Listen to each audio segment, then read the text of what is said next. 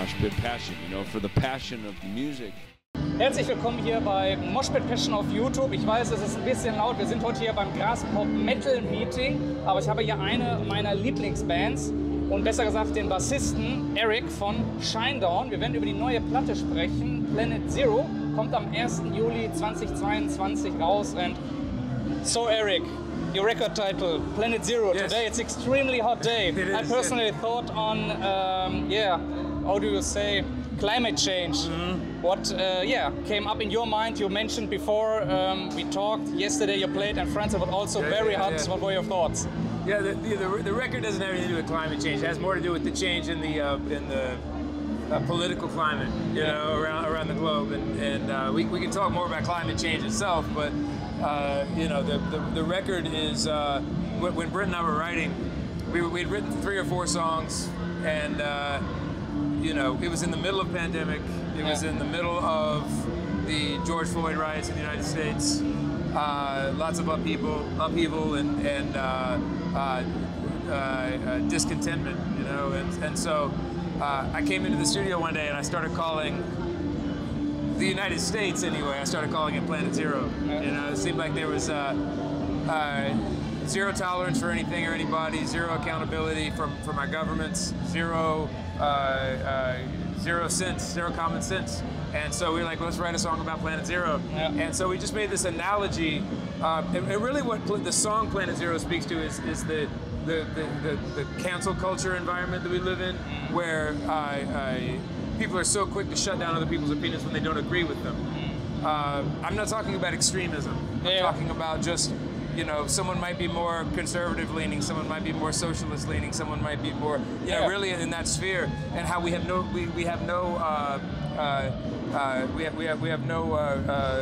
sensibility, right? We have no. We can't handle a differing opinion. It seems like we want to silence everyone, and that is really about how dangerous that is. Yeah. Because if you look at history, that's one of the most dangerous things that's been done throughout history is quieting discourse, and everyone being required to either side being or whatever your ideology is, being required to follow an ideology, and not having opinions. And so the song Planet Zero is actually like a potential look at a future. If we continue doing what we're doing now, you know, we could end up being silenced. And I think that everyone the world over can say, at least from my point of view, and I would hope that most people agree with me, that any one power, any one centralized power, any one centralized government, centralized ideology that becomes a government, we've seen throughout history how dangerous that is, and it's not what we need to do again, you know? Definitely. So. And what I really like is that a lot of hints can the people see in your first music video, Planet Zero and that house, and it was for me like, okay, their reference about the whole shutdown, lockdown, and locked in a house, actually can't go out for a regular walk or something like that. And what I found really interesting, that Brent, your singer, this is his mouth, he was blurred. And he's also someone stating his opinion on social media. Yes. And I was like, it's very cool because it's my interpretation about what you said, cancel culture, that he got censored about his opinion. Also, then the, let me say, twist comes. Yes. There's the typeface, the alphabet. Mm-hmm. He's saying something, but nobody can see what it means. Right. It's very interesting. But can you say what he said during it? Because this is alphabet thing on the screen. It's basically saying this isn't real. That's one thing we were saying a lot. Like, we're looking around this house, and each one of us says something to that effect, that this isn't real. This isn't real life. You know, we have this saying that Twitter's not the real world. Yeah. You know, Twitter's not real life. It's false. It's fake. You know, it's if you look at social media, where I know a lot of people use social media, but if you look at the global population, very few people in the global population. There aren't 7 billion people on social media or on Twitter. It's a very small population of people pushing narratives and doing this sort of silencing people.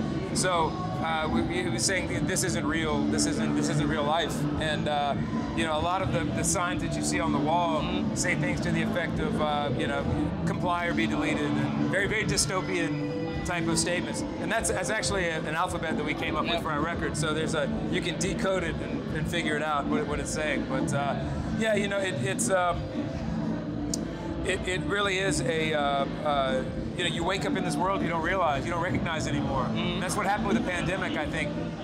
You know, I think at first, I honestly think at first everyone's intentions were genuine and good, and everyone be careful and take care of each other. But as we went along, it stopped making so much sense. And you started, and again, it feels like you woke up in a world that you read about in a book somewhere, and not something that you grew up in.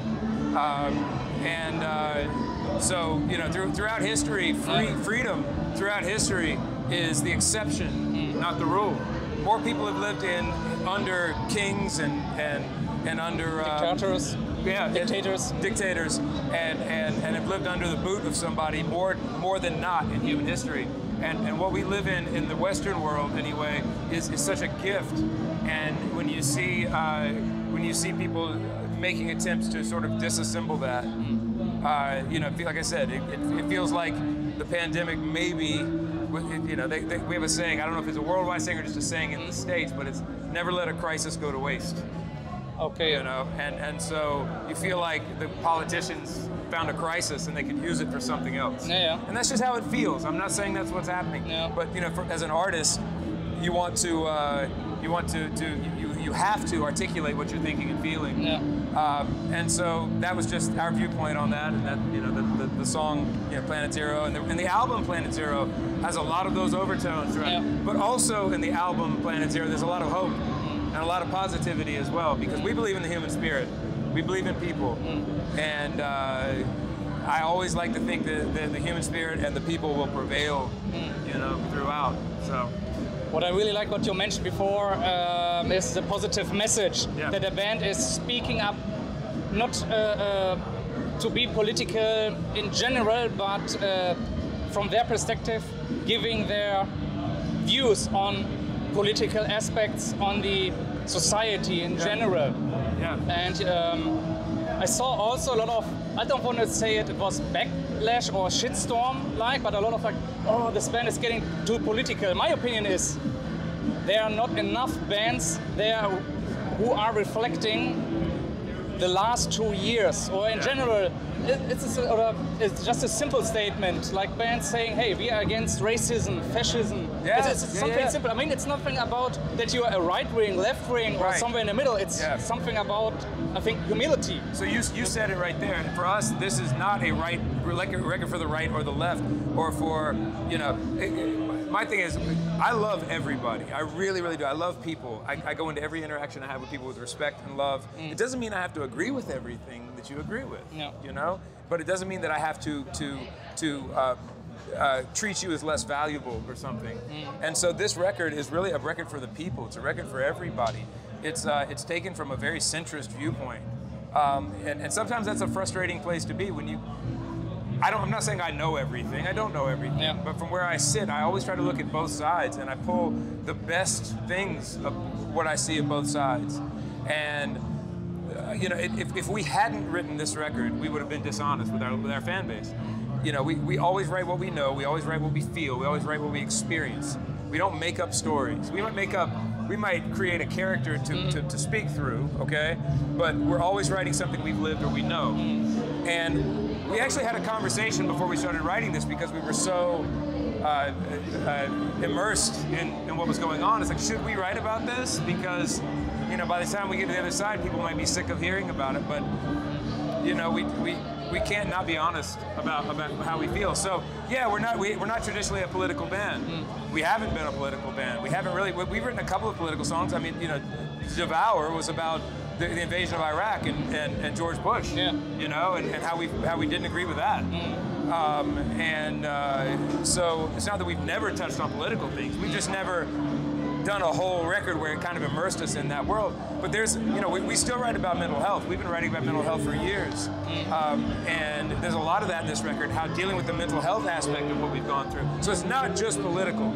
But if we hadn't written these things, it wouldn't have been honest, and I don't think it would have worked. So. For instance, I like the song Daylight. Thank you. It's a good song. I mean, in general, I'm the one who likes the heavy parts of Shinedown. Yeah, and when I was listening to Daylight, it was like, oh no, not a soft song. And I was okay, give it a try, because I don't want to be as ignorant like people got through the last 2 years. I give it a chance. I listened to the lyrics and I was like, wow. And then I saw on YouTube that Brent was doing a statement about the meaning and that it's about helping each other, or at least that you guys from the band helped him to get through something, his struggles more or less. And I was like, wow, that's a cool message. Yeah, when we were writing that, that's one of the more, that's a hopeful aspect of this record.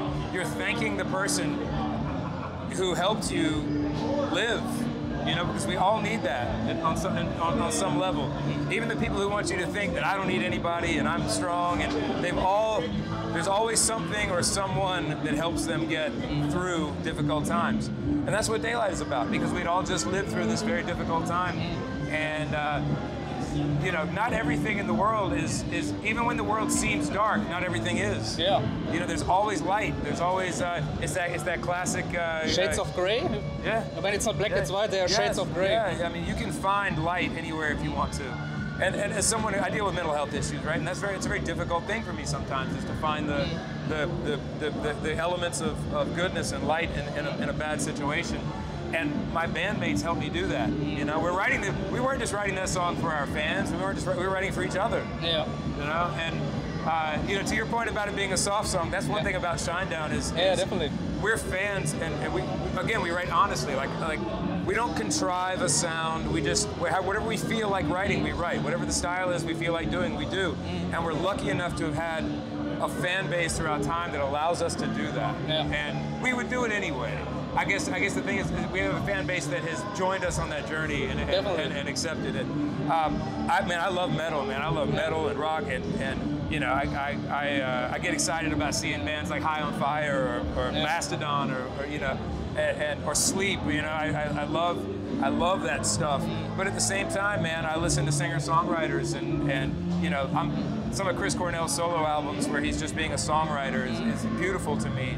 And you know, we love hip hop. You know, it's just we take all these inspirations and throw them into a giant stew, you know, and kind of make what we make with it. That's also what our magazine Moshpit Passion is about. I mean, you can see it here on our small poster. You know, you have Shinedown, you have hardcore, you have metal, you have Megadeth, and all of that.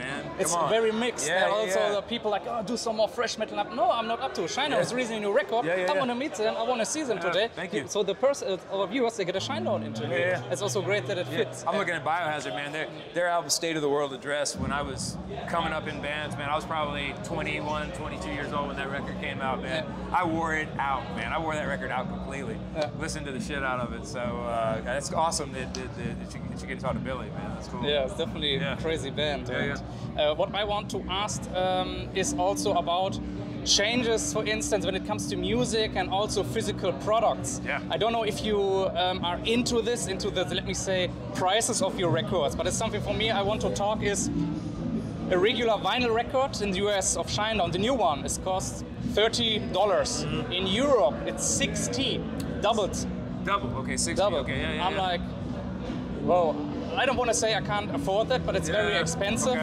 But I don't know how, if you are into this price section, but do we have maybe a reason why it's so expensive? I'll tell you what, for one thing, vinyl is, it's very hard to produce right now. There are only one or two, maybe more, maybe three vinyl cutting factories, large factories in the world right now. And there's a couple of elements to this. For the first time ever, a few years ago, the vinyl sales took a jump, right? Yeah, definitely. And they continue to rise. People enjoy holding something in their hand and seeing something physical. You really see the artwork. That's something I always enjoyed as a music fan when I was younger. But due to so you take the fact that there aren't many pressing facilities, and then you put supply chain issues on top of that. I'll say this: we pushed our release date back. So it'll be August 22nd. We pushed it back to July 1st because we couldn't get the vinyl. Crazy. You know, the vinyl was supposed to be ready, and they're like, it's not going to be ready. We wanted everyone to experience this record at one time, all at the same time. Everyone gets it on the same day. There's a high demand and a low supply. Supply and demand. Right. I have no idea why it's more expensive in Europe. Yeah. You know, $30 is about what you know, It's a regular. what you would spend normally on vinyl. I wasn't aware of that. I don't have an answer for that other than maybe it's harder to get here. Yeah. You know, we do like one of the pressing factories is in France, actually. Yeah. So. You know, look, I can say, man, you know, unfortunately, we don't have anything to do with that kind of things, you know. But that could be, that's a possibility. Is right now you got high fuel costs, you got supply issues, you know, it's harder to get things around the world. It's part of what makes a weak economy is when you start dealing with those things, man. And you know, unfortunately, that's what's happening. I wish it weren't that way. All right. But. You know, if I had to, I'm not an economist, thank God. Okay. You know, but that's more of an economy issue, I would say, than a band gouging fans. I mean, we don't have anything to do with that stuff. All right. You know, I don't know. You know, I understand. You know. Yeah. So. However, I see our time is running out. I have one last question because our magazine is called Moshpit Passion. Yes. And the last question is about your first or last moshpit experience, or do you have maybe a crazy moshpit, even on a biohazard show or something like that, which you want to share to viewers and your fans? It wasn't a biohazard show. I don't know if it was my. I just have this one memory. It sticks out of my mind. This was probably in 1998, 96. I was at it was Machine Head with Stuck Mojo opening. I don't know if everybody knows Stuck Mojo or not. Yeah, definitely. Crossover Rich Ward, man, is one of my biggest guitar influences. He plays with Fozzy now, and Chris Jericho and he had Fozzy. But I was in a pit. I think it was during Stuck Mojo's set, and I love the pit, man. It's a great release, especially when you're young and you're full of angst. You know, it's a great release for pent up aggression. And I just remember getting punched square in the nose, and I've had my nose broken like 3 or 4 times. I don't know if you can tell by the angle of it, but that was one of those times that I got punched right in the nose, and my nose exploded everywhere, and blood went everywhere, and I could not have cared less. Like I just kept going, kept moving, kept moshing. You know, there's blood everywhere. It was like, this is what it's about. Definitely. You know, and.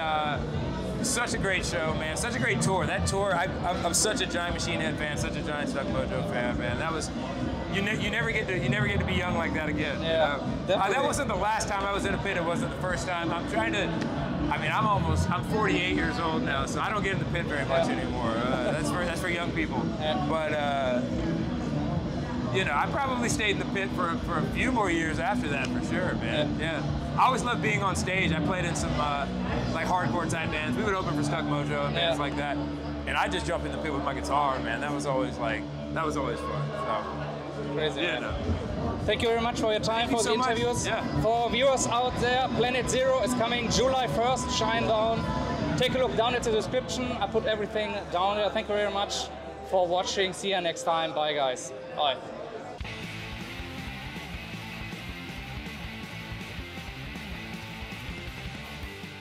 Moshpit Passion, you know, for the passion of the music.